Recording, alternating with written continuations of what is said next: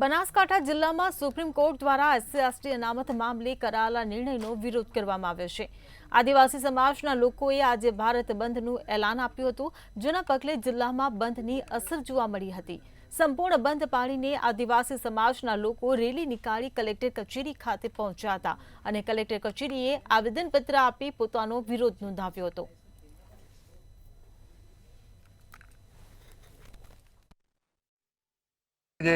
SC/ST વર્ગીકરણનું judgement આપ્યું છે। ખરેખર SC/ST ની જે એકતા છે એ તોડવાનું કામ સુપ્રીમ કોર્ટ દ્વારા થઈ રહ્યું છે।